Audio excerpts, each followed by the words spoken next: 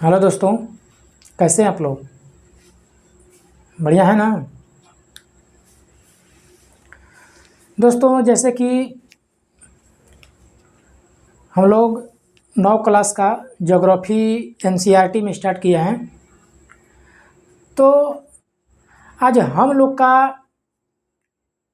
एक बढ़िया सा चैप्टर स्टार्ट होने वाला है, जिसका नाम है भारत का प्राकृतिक वनस्पति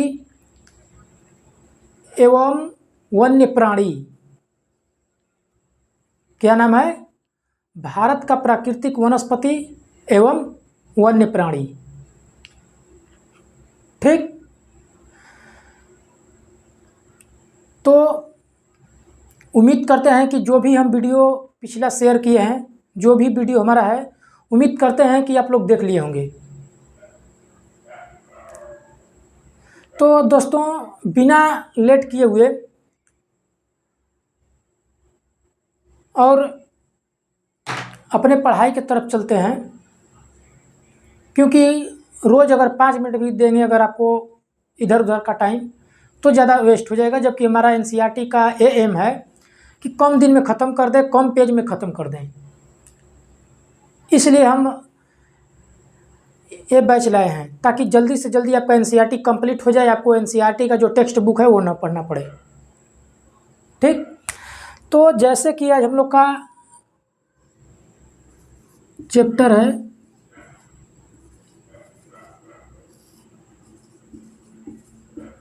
प्राकृतिक वनस्पति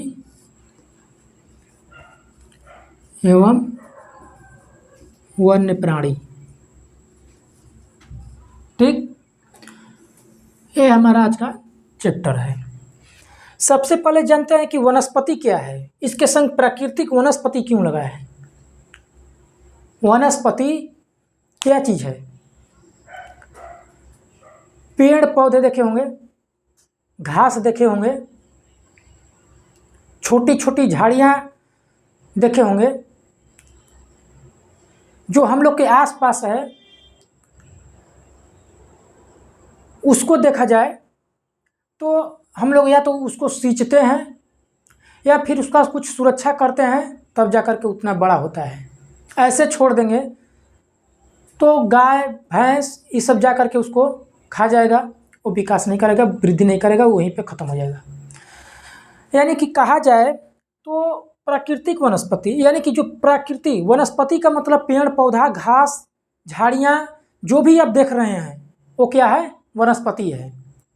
ठीक, तो प्राकृतिक वनस्पति किससे कहते हैं? वो भी आप बोलेंगे कि वो भी तो प्रकृति का बना हुआ है। ऐसा बात थोड़ी ना कि हम उसका निर्माण कर दिए हैं, ऐसा सब प्रकृति का बना हुआ है। ठीक, तो इसमें प्राकृतिक वनस्पति का हमारे कहने का ये मतलब है कि वैसा घास, वैसा पेड़, वैसा झाड़ी जहाँ पर आदमी या मनुष्य या जीव, मतलब जीव को छोड़ दिए, जो मनुष्य का पहुँच हो वहाँ पर न हो, तो उसको प्राकृतिक वनस्पति बोलते हैं। जो कि बिना किसी सिंचाई का, बिना किसी सुरक्षा का वो अपने से पला बढ़ा रहता है, उसको बोलते हैं प्राकृतिक वनस्पति। क्या बोलते हैं? प्राकृतिक वनस्पति। आप जंगल में कभी गए होंगे घूमने, पहाड़ पर कहीं गए होंगे घूमने, क्या वहाँ पर आजकल तो वन विभाग वाला कहीं कहीं जा करके लगा दे रहा है, लेकिन उसका बात नहीं है। लेकिन अब अधिकतर वन में जाइएगा, वहाँ पर न कोई सिंचाई है, न कहीं कुछ है, न कहीं कुछ है। ठीक, वहाँ पर क्या आपको मिलता है? अपने से सागवान का पेड़, चीड़ का पेड़, या फिर शीशम का, आम का, बैर का, ये सब कैसे मिलता है? अपने से मिलता है। उस क्या करेगा कि जब वो पक जाएगा, उसका बीज अगल बगल गिर जाएगा, फिर वो जमेगा, फिर अपने जैसा 10 गो बीज मतलब कि तो गिराएगा, उसके बाद फिर 10 गो पेड़ जमेगा। तो उसको बोलते हैं प्राकृतिक। यानी कि जिस पेड़ पौधा घास झाड़ी में मनुष्य का हस्तक्षेप न हो, उसे बोलते हैं प्राकृतिक वनस्पति। उम्मीद करते हैं कि प्राकृतिक वनस्पति का मतलब आप समझ गए होंगे। ठीक, अब इसमें एक चीज़ और है, वन्य प्राणी। वन्य प्राणी का मतलब है कि जंगल में रहने वाले जीव, जंगल में रहने वाले जानवर, इसको बोलते हैं जंगल यानी वन्य जीव प्राणी। ठीक, जैसे कि बंदर हो गया, शेर, भालू, ठीक, ये सब उसको बोलते हैं वन्य प्राणी, जो वन्य में रहता है। उम्मीद करते हैं कि जो इस चैप्टर का नाम है ओवरव्यू, उसका आप लोग मतलब जान गए होंगे कि आखिर एक चैप्टर का कहने का क्या मतलब है। हम लोग को इसी के बारे में पढ़ना है। जैसे कि भारत में 47,000 पेड़ पौधे का प्रजाति पाया जाता है। पेड़ पौधे का प्रजाति पाया जाता है भारत में, केवल 47,000 प्रजाति। जैसे कि नीम, बबूल हो गया, बरगद हो गया, ऐसे करके बांस हो गया, ये सब मिला करके जो वृक्ष के पेड़ पौधे की जनजातियां मतलब प्रजातियां हैं वो 47,000 पाया जाता है, जो कि विश्व का 10वां स्थान है।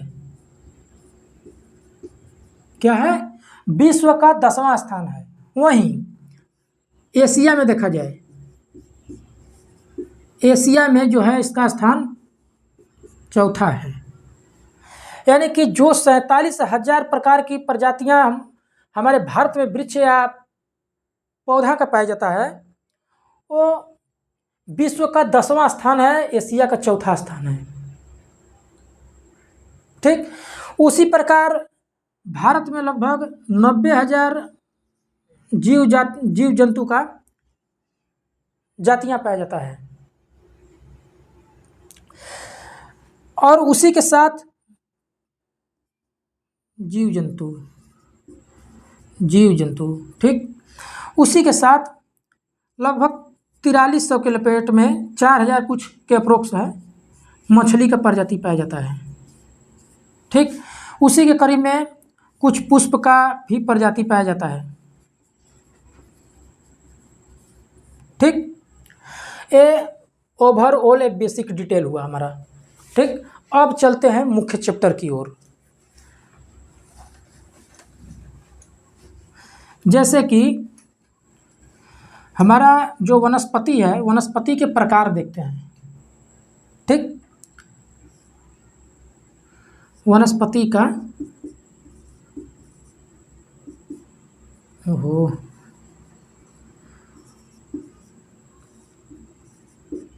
जो है वनस्पति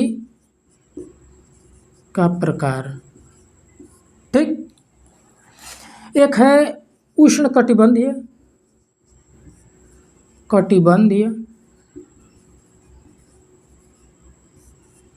सदाबहार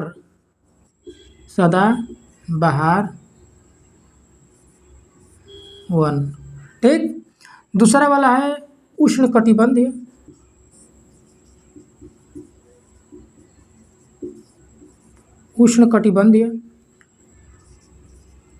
पर्णपाती वन। ठीक, तीसरा है उष्ण कटिबंध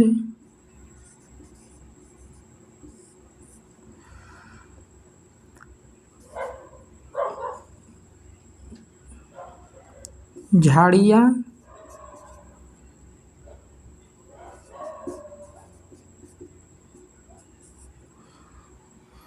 फिर चौथा में है पर्वतीय वन। ठीक, पांचवा में है मैंग्रोव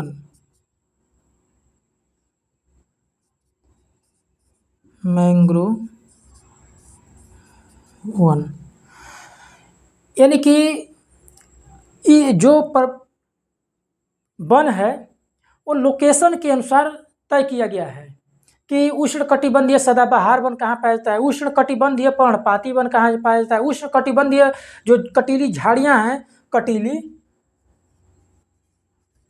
वो किस लोकेशन में पाया जाता है। पर्वतीय वन कहाँ पाया जाता है, मैंग्रोव वन कहाँ पाया जाता है। ओवरऑल कहा जाए तो हम लोग को आज पांच विषय वस्तु पर ध्यान देना है। जैसे कि हम लोग स्टार्ट करते हैं एक से। ठीक, उष्णकटिबंधीय सदाबहार वन। सदाबहार यानी कि आप उसको कह सकते हैं कि सदाबहार यानी कि हमेशा खिला खिला हो, हमेशा खिला खिला हो। जैसे कि हमारे बिहार में देखिएगा तो क्या होता है कि यहाँ पर बहुत सारे पेड़ पौधे हैं, वो पत्ती झाड़ देते हैं, यानी कि कुछ 8 से 9 सप्ताह के लिए वो पत्ती झाड़ करके बिना पत्ती के हो जाते हैं, सिंपल सा। उसको सदाबहार वन कैसे बोल सकते हैं? उजड़ा चमन जैसा महसूस होने लगता है, तो वो सदाबहार वन नहीं है। सदाबहार का मतलब होता है कि वहाँ हमेशा हरा भरा हुआ महसूस हो। उष्णकटिबंधीय इसलिए नाम पड़ा है, जैसे कि ये मान के चलिए कि हमारा 0 डिग्री अक्षांश रेखा है, अक्षांश, ठीक। क्या है कि ये उष्ण कटिबंध में आता है, उष्ण कटिबंध। ऐसा क्यों? क्योंकि हम आपको बताए थे पहले कि सूर्य जब कर्क रेखा की तरफ जाता है तो इधर से एक बार होकर के जाता है, यानी पृथ्वी रोटेट करती है तो एक बार कर्क रेखा की तरफ प्रकाश बढ़िया से पड़ता है, फिर लौटते टाइम अक्षांश पे 0 डिग्री पड़ेगा, फिर इधर मकर रेखा की तरफ जाएगा, यानी कि ऐसे ऐसे जाता रहता है, तो इस पर बार बार पड़ता है। यानी कि कह सकते हैं कि उष्ण कटिबंध है उसका। वहाँ पर जब टेम्परेचर हमेशा उच्च रहेगा तो वहाँ गर्म होकर के हवाएं ऊपर उठेंगी और उसको भरने के लिए इधर से हवा, ठंडा हवा जो है वो आएगा इधर, यानी कि नीचे महासागर है तो पानी उठा करके ला करके यहाँ पे हमेशा बारिश कराएगा, यानी कि बारिश कराएगा, ठीक। ये उष्ण कटिबंध है, यहाँ बारिश कराएगा, बार बार घाम होगा। यानी कि आप देखे होंगे कि बरसात के मौसम में बिहार में, खास करके उत्तर प्रदेश में, ऐसे देखिएगा बरसात के मौसम में जो पेड़ गर्मी के दिन में अपने को बचाए रखने के लिए पत्ते झाड़ देते हैं, वही पेड़ बरसात के दिन में इतना हरा भरा हो जाते हैं कि पूछिए मत।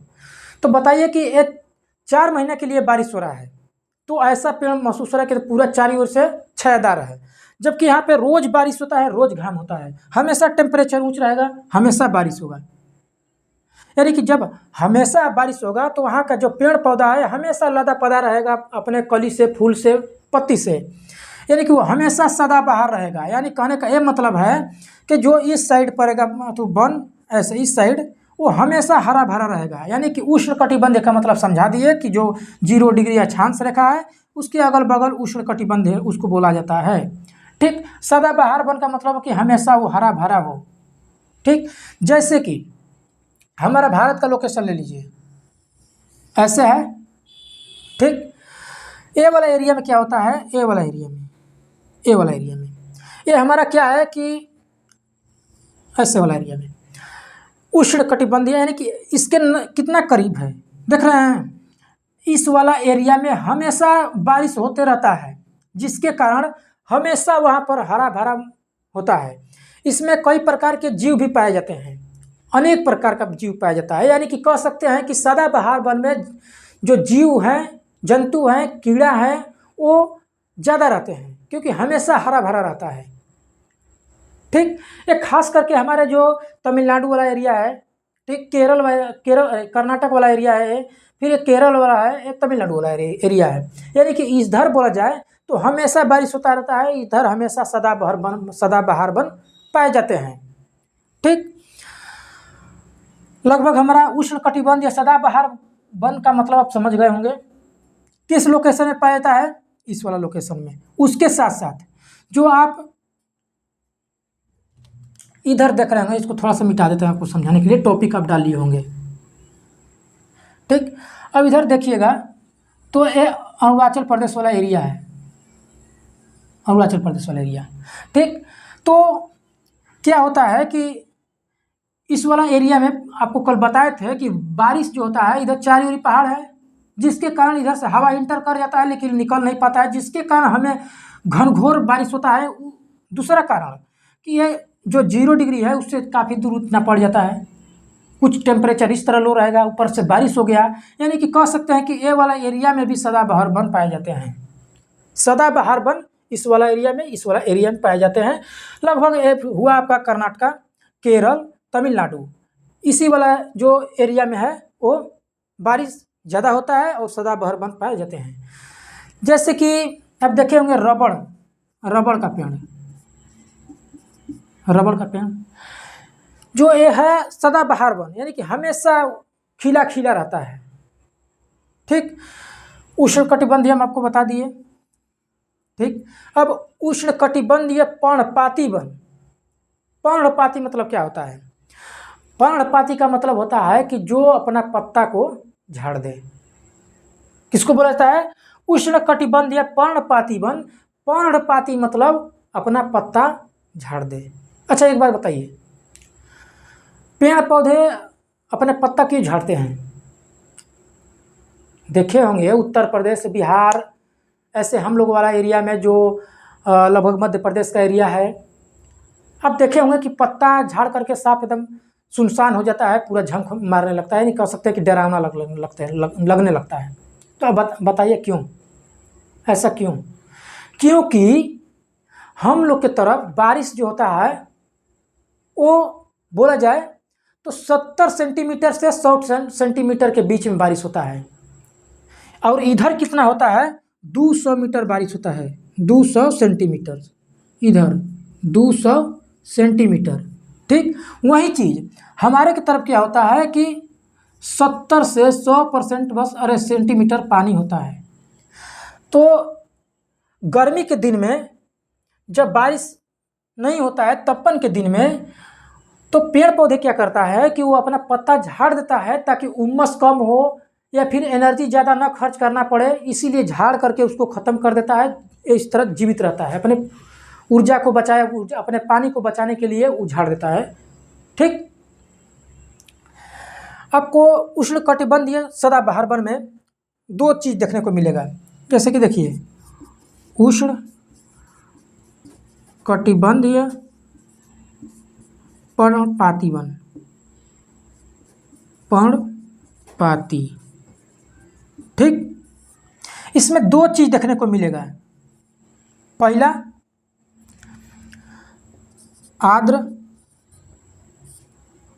यानी कि कह सकते हैं कि आर्द्र उष्णकटिबंधीय पर्णपाती वन। ठीक, उष्णकटिबंध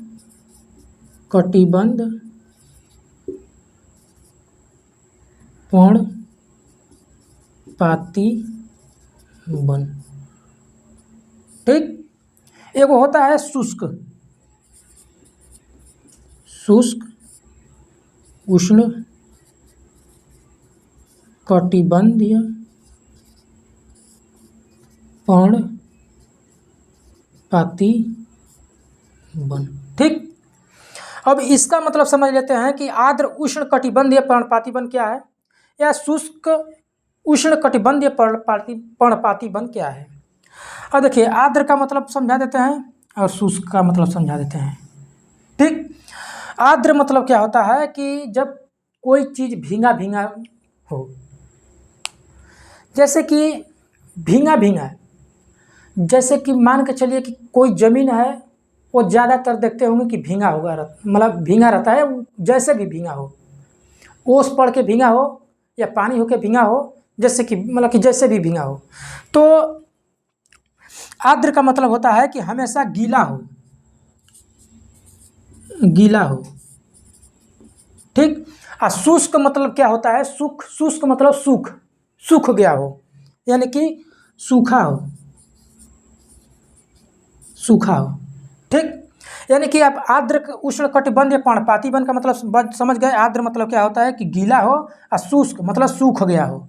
ठीक, अब ये वाला जो वन है वो कहाँ पाया जाता है, और ये वाला वन है जो कहाँ पाया जाता है, इसके बारे में देखते हैं। ठीक, उष्णकटिबंधीय पर्णपाती वन यानी कि गीला हो, वो वाला एरिया, उस एरिया में पाया जाता है जहाँ हमेशा नमी हो। जैसे कि आप ये वाला एरिया देखते होंगे भारत का, ऐसे करके एग्जाम्पल के तौर पर बताएं।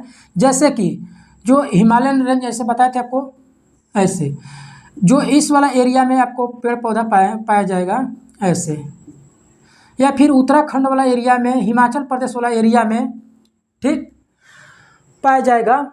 वो आर्द्र, आप देखते हैं कि वहाँ हमेशा बर्फ़ पड़ते रहता है, हमेशा बदरी रहता है, हमेशा बरसात वाला मौसम टाइप का रहता है। ठीक, तो वहाँ ऑटोमेटिक ज़मीन गीली रहेगी या नम रहेगी। जैसे कि हम अभी पढ़ा रहे हैं, गर्मी हो रहा है, हमारा कपड़ा नम है, वैसे ही उधर हमेशा ज़मीन नम रहेगा। तो जो आर्द्र मतलब कि गीला हो, आर्द्र उष्ण कटिबंधीय पर्णपाती वन कहाँ पाया जाता है? इधर वाला एरिया में। कर्म उसका पर्णपातीय जैसा रहेगा, लेकिन थोड़ा सा बढ़िया रहेगा। यानी कहने का मतलब है कि जो आर्द्र वाला उष्ण कटिबंधीय पर्णपाती वन है, वो उत्तराखंड और हिमाचल, जो हिमालय का गिरी पद वाला है, यानी कि निचला हिस्सा है, उधर होगा। लेकिन हाँ, वो भी पत्ता झड़ता है, ऐसा बात नहीं है कि वो पत्ता नहीं झड़ता है, वो भी पत्ता झड़ता है। ठीक। और इसका देखते हैं, शुष्क उष्णकटिबंधीय पर्णपाती वन। शुष्क मतलब सूखा। ये वाला रेंज कहाँ पाया जाता है? जैसे कि देखिए, ये हमारा बिहार हो गया, ये हो गया झारखंड, ठीक। उसके बाद मध्य प्रदेश, ये वाला जो एरिया है, कहा जाए तो इसमें कौन सा वन पाया जाता है? शुष्क उष्ण कटिबंधीय पर्णपाती वन, यानी कि सूखा वाला वन पाया जाता है। ठीक। क्यों ऐसा हम बोल रहे हैं कि आर्द्र वाला है, शुष्क वाला है, ऐसा क्यों? देखिए, जो आर्द्र वाला है वहाँ पर बारिश 100 सेंटीमीटर से 200 सेंटीमीटर बारिश होता है, यानी कि कह सकते हैं कि उधर पानी ज़्यादा होता है, इसीलिए उसको आर्द्र बोलते हैं। ठीक। और जो शुष्क वाला है वहाँ पर 70 सेंटीमीटर से 100 सेंटीमीटर के बीच में पानी होता है। ठीक। आप समझ गए होंगे कि आर्द्र उष्ण कटिबंधीय पर्णपाती वन कहाँ है? इस वाला एरिया में। शुष्क उष्ण कटिबंधीय पर्णपाती वन कहाँ है? हम लोग के बिहार वाला एरिया में, झारखंड वाला एरिया में, मध्य प्रदेश वाला एरिया में। आप ये भी समझ गए होंगे कि आर्द्र उष्ण कटिबंधीय पर्णपाती वन 100 सेंटीमीटर से 200 सेंटीमीटर जहाँ बारिश होता है वहाँ होता है, इस वाले लोकेशन में। यहाँ पर 70 से 100 सेंटीमीटर पानी होता है, वो हमारे बिहार वाला एरिया में। आप ओवरऑल इसको हम 4 करके बता दिए। ठीक। आगे चलते हैं।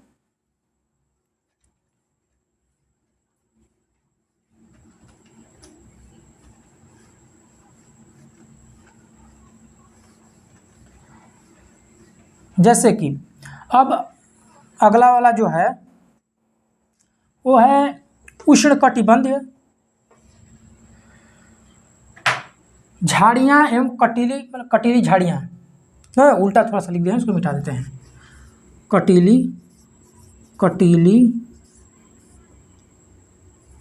झाड़ियाँ। ठीक। ये वाला क्लियर हो गया, ये वाला क्लियर हो गया। उष्ण कटिबंधीय हैं तो हम लोग उष्ण कटिबंध की तरफ। शीतोष्ण कटिबंध, हम आपको कटिबंध एक बार समझा देते हैं। जैसे कि ये वाला पृथ्वी का बिचला वाला हिस्सा हुआ, इसको बोलते हैं उष्ण कटिबंध। हल्का सा ऊपर जाइएगा, शीतोष्ण कटिबंध, शीतोष्ण।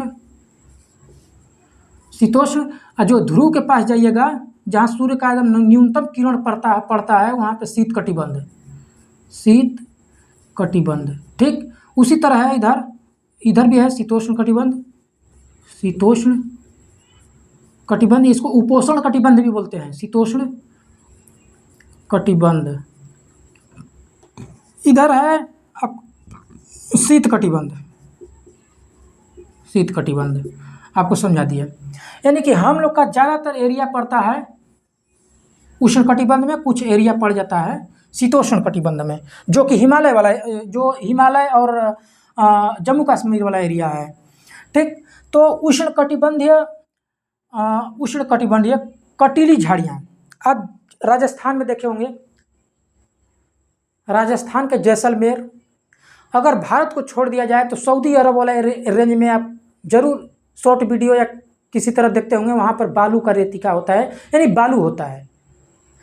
और वहाँ पे राजस्थान वाला एरिया में जो जैसलमेर वाला जो लोकेशन है, उधर देखिएगा तो बालू का बहुत बड़ा बड़ा स्तूप है, जिसका थार का मरुस्थल कहा जाता है।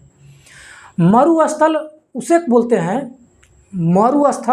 बोलते हैं जहाँ पर कोई भी चीज़ न उगे, यानी कि भूमि मर गई हो, तभी ना बालू वहाँ पर है। नहीं तो धान नहीं होता, उस पर धान बालू पर रोपिएगा तो होगा, नहीं होगा।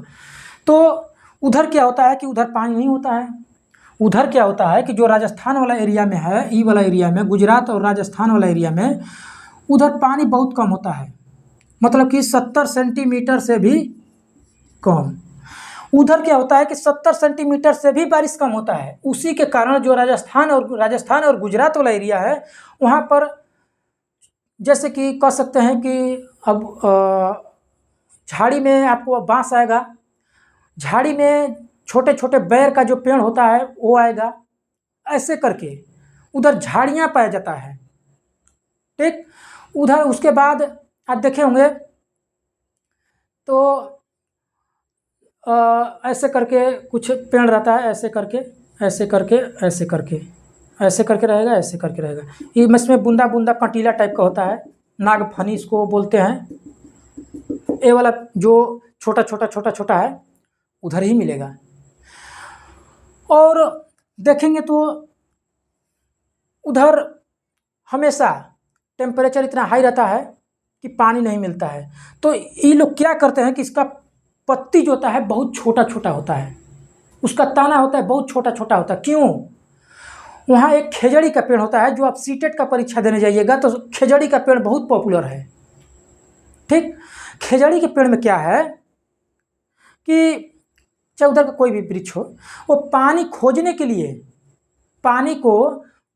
के लिए वो 100 मीटर ऐसे करके नीचे पानी सोर जो पेड़ पौधा का सोड़ होता है, जड़ होता है, वो नीचे चला जाता है पानी खोजने के लिए।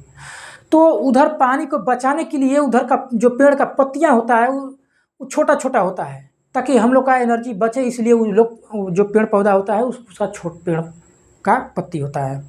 ठीक, ओवरऑल हम आपको ये भी बता दिए। ठीक, अब बचता है पर्वतीय वन। पर्वतीय वन वैसे पेड़ पौधों को बोलते हैं जो पर्वत पर उगता है। जैसे कि लगभग आप चल जाइएगा तकरीबन 3400 मीटर के अप्रोक्स ज़्यादा, ठीक, 3400 मीटर के अप्रोक्स में ज़्यादा जाइएगा तो जो ऊपर होता है उत्तर की तरफ, उधर देखिएगा तो शंकुधारी वृक्ष पाया जाता है। शंकु आप पढ़े होंगे मैथ, तो ऐसे होता है शंकु, ऐसे होता है ना। इसी प्रकार का उधर 3400 मीटर के ऊंचाई पे जाइएगा तो देखिए, ऐसे देखिए, बता देता है थोड़ा पेड़ का, जैसे कि ऐसे रहेगा, ऐसे करके ऐसे करके रहता है पेड़। ठीक, इसी को बोलते हैं शंकुधारी वृक्ष। यानी कि जो पेड़ पौधा पर्वत पर पाया जाता है, तो मान के चलिए कि जो 3400 मीटर से नीचे होगा, ठीक, वो हमारा उष्ण ऐसा पाया जाएगा, ऐसा उष्ण कटिबंधीय, नहीं सॉरी ये वाला नहीं, ये वाला उष्ण कटिबंधीय पर्णपाती वन। जो 3400 मीटर से नीचे होगा उसको क्या बोला जाएगा? उष्ण कटिबंधीय पर्णपाती वन। वहीं 3400 मीटर से ऊपर हो जाएगा तो उसको बोला जाएगा शंकुधारी वृक्ष, यानी कि बोला जाएगा पर्वतीय। दोनों पर्वतीय बन रहेगा, लेकिन जो 3400 मीटर से ऊपर होगा उसको शंकुधारी वृक्ष बोला, मतलब कि शंकुधारी वृक्ष मिलेंगे, और जो 3400 मीटर से नीचे होगा उसको ए वाला वन, यानी उष्ण कटिबंधीय पर्णपाती वन बोला जाता है। ओवरऑल ये भी खत्म। ठीक, अब मैंग्रोव वन क्या होता है? आप एक चीज़ देखे होंगे, कोई ऐसा पेड़ का नाम बताइए जो जमीन पर अपना आधार बना करके उसका शोर पानी में भी हो, यानी जड़। शोर कहने का मतलब हम लोग की तरफ जड़ को शोर ही ज़्यादातर बोलते हैं। तो बताइए वैसा पेड़ जो कि जमीन का आधार भी पकड़ा हो और पानी में भी हो। पेड़ एक सुंदरी वृक्ष होता है जो कि बंगाल वाला एरिया में पाया जाता है, जो हमारे गंगा जी का जो मिलन स्थल है, संगम स्थल है, जाकर के मिलता है बंगाल की खाड़ी में, उधर से ब्रह्मपुत्र नदी आकर के मिलता है। तो जो गंगा नदी है वो अपने साथे काट छाँट करके मट्टी अपर्दन करके मट्टी ला करके बंगाल वाला एरिया में पसार देता है, यानी कि उधर से स्पीड में आता है पानी। हमेशा हिमालय वाला एरिया है तो उधर से स्पीड में आएगा पानी, काटते छाटते इधर आएगा तो धीरे स्लो हो जाएगा, धीरे स्लो करते आ करके मिट्टी पसार देगा चारी ओरी।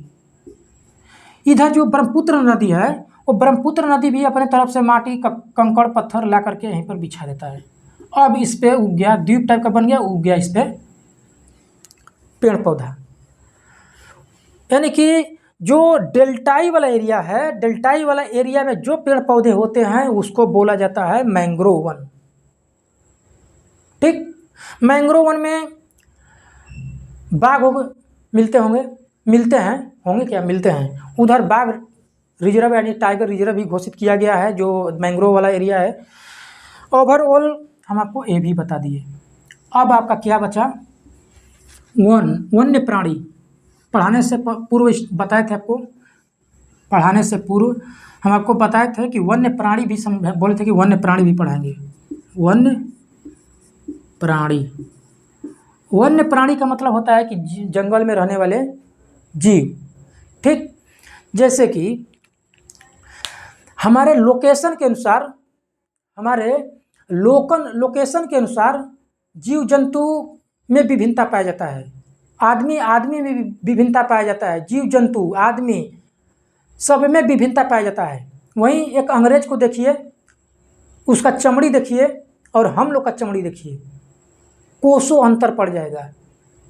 वो छिलल मुर्गा के जैसा छिल दीजिएगा मुर्गा को, वैसा उसका चमड़ी लगेगा। और हम लोग का, तो वो लोग हम लोग से नफरत करता है। जो उस टाइम आया था अंग्रेज, हम लोग से नफरत करता था। लेकिन हमको ऐसा आज देख करके लगता है कि अगर उसके थाली में अगर बैठ कर हमको खाना रहेगा तो उसको उसके प्रवृत्ति से या उसके हम दे मतलब जो उसके नेचर से उससे मतलब हमको कुछ नहीं है, लेकिन उसका जो चमड़ी होता है वो देख करके हमको अजीब फील होता है। ऐसा बात नहीं है कि हमको किसी से नफरत है या घृणा है या हम जाति प्रथा कुछ नहीं करते हैं। मानव ही सबसे बड़ा धर्म है। हर जात पात हर चीज़ समान है, कोई जात पात नहीं है। कुछ लोग जो जंतर मंतर वाला स्टूडेंट प्रोटेक्ट मतलब कि जो किए हैं धरना प्रदर्शन,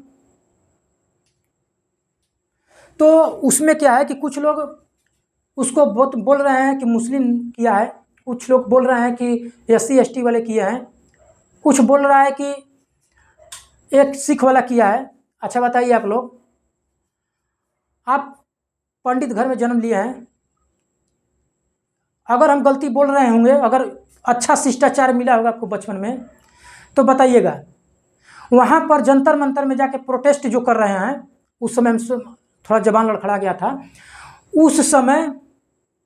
बताइए, इस समय जो प्रोटेस्ट जा करके जंतर मंतर पर कर रहे हैं लोग, वो SC के कर रहे हैं, हम मान लिए वो मियाँ या मुस्लिम समुदाय का जाके कर रहे हैं, वहाँ पे सिख समुदाय का जा करके कर रहे हैं प्रोटेस्ट।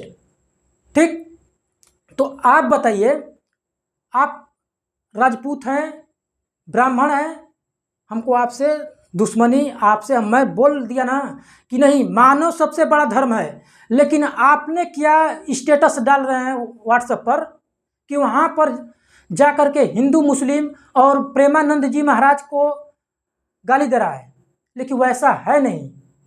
वहाँ पर कौन आपको बोल दिया कि हिंदू मुस्लिम वाला मैटर है? आपका बेटा बेटी नहीं पढ़ता है? आप बताइए अपने दिमाग से। आप भले राजपूत हैं चाहे कोई भी हैं, वही है कि जो 10%, 20%, 50% आरक्षण मिला है उसको, आप उसको टारगेट पे ले रहे हैं। लेकिन आपका भी बहन बेटी, आपका भी मतलब कि भाई, आपका भी बहन, आपकी भी माँ, आप भले कोई भी कास्ट से हैं, पढ़े हैं ना, वो लोग कहाँ लड़ रहा है जाके? अपने 10% आरक्षण के लिए लड़ रहा है? नहीं, 10% आरक्षण के लिए नहीं लड़ रहा है। वो लड़ रहा है कि पेपर लीक। वास्तव में एक पढ़ने वाला स्टूडेंट का मजबूरी कोई नहीं समझेगा। कोसों दूर, कोसों साल, 1 साल 2 साल, पूरा 5 साल तैयारी करके आदमी जाता है पेपर देने। कितना जा करके मेहनत करता है, दिन रात जा करके मेहनत करता है, अंतिम में पेपर लीक हो जाएगा तो वो चोट्टा का रिजल्ट हो जाएगा और आपका नहीं होगा, तो आप बताइए कि कैसा आपको महसूस होगा? आप नहीं गुस्सा में भड़किएगा। एक तो पैसा रुपया बर्बाद कर रहे हैं, किसी का सपना बर्बाद कर रहे हैं, और आज जो मुद्दा उठा है वहाँ पर जाके क्वेश्चन लीक होने का, आप जा करके क्या बोल रहे हैं? हिंदू मुस्लिम वाला बात बोल रहे हैं। अरे भाई, आपकी भले किसी भी कास्ट के होंगे, आपकी भी बहन पढ़ती होगी, आपकी भी माँ पढ़ती होगी, हमारे घर की मतलब कि बहन बेटी पढ़ती है, तो आप उसको जाति समुदाय से मत जोड़िए। अपने हक का लड़ाई है, एजुकेशन का लड़ाई है। आप बोल रहे हैं कि या तो वहाँ पे SC ST वाला है, चाहे जो भी गया है, आप बताइए एक बार अपने से सोच करके। कि जो जिस घर की बहन बेटियां सुसाइड करती होंगी उसको कैसा लगता होगा। इंसानियत, अगर पढ़े लिखे अगर अच्छे इंसान होंगे तो इंसानियत उसके अंदर जिंदा होगा, न कि ये जिंदा होगा कि हिंदू मुस्लिम। अरे क्या मिलेगा तुमको हिंदू मुस्लिम करके? आए हो अकेले, चल जाओगे अकेले। कुल समुदाय या कुल धन संपत्ति रखा रह जाएगा यहीं। तो जो भी कुछ गलत अगर मुंह से निकल गया होगा उसके लिए तहे दिल से सॉरी बोल रहे हैं। लेकिन हाँ, इंसानियत रहना चाहिए। मानव ही सबसे बड़ा धर्म है, कोई जाति, कोई धर्म, कोई बड़ा छोटा नहीं है। तो वन्य प्राणी के बारे में हम समझा रहे थे। वन्य प्राणी का मतलब होता है कि हर लोकेशन के अनुसार वन्य प्राणी अलग अलग होते हैं। जैसे कि आप राजस्थान में चल जाइए, वहाँ पर छोटे छोटे जीव मिलते हैं, जैसे कि लोमड़ी, खरगोश, ऐसे मिलता है। अब यहाँ पे चल जाइए हिमालयन वाला रेंज में, तो आपको एक भैंसा मिलेगा जो लंबी लंबी उसका बाल, भेड़िया ऐसी मिलेगी लंबी लंबी बाल, ताकि वो अपने गर्मी को बचाए रखे और उसका शरीर उष्मा से भरपूर रहे। तो स्थिति के अनुसार जब आप देखिएगा हिमालयन वाला रेंज में, तो वहाँ पे जो भी जीव जंतु होंगे उसके ऊपर बहुत सारा बाल होगा, यानी कि बाल होंगे। जैसे कि याक हो गया, देखे होंगे, लगभग 1 टन का ही होता है, ठीक। और उसके साथ साथ आप भेड़िया देखे होंगे, भालू देखे होंगे, है ना, ठीक। अब एक गुजरात वाला एरिया में चल जाइए और राजस्थान वाला एरिया में चल जाइए। गुजरात में शेर, गिर जंगल है, गिर जंगल का एशियाई शेर सबसे पॉपुलर है। वहाँ पे शेर बहुत ज़्यादा पाया जाता है। प्लस में वहाँ पे खच्चड़, जो कच्छ कारण है, वहाँ पे खच्चड़ बहुत ज़्यादा मिलते हैं, ठीक। तो इधर बता दिए आपको कि जो इधर शेर है ये सब मिल जाएगा, इधर जो है छोटे छोटे जीव मिल जाएंगे। इधर बता दिए कि हिमालयन की ठंडा पड़ता है, इसके वजह से बाल लंबे लंबे होते हैं, जैसे कि याक हो गया, ये सब हो गया। इधर जो है जीव जंतु है वो हाथी उथी जंगल है, तो ऑटोमेटिक हाथी, बंदर उंदर ये सब मिलेंगे। इधर भी जो लोकेशन है ये सदाबहार वन है, तो हाथी लोमड़ी, जो हाथी लोमड़ी ये सब जो है जानवर इधर मिलेंगे। इसके बाद एक वन्य जीव संरक्षण अधिनियम था 1972, वन्य जीव संरक्षण अधिनियम 1972 में बना था। यानी कि जो विलुप्त हो रहे हैं, जैसे कि बाघ का चाम कई चीज़ों में उपयोग होता है, इसलिए बाघ को मार दे रहा है सब।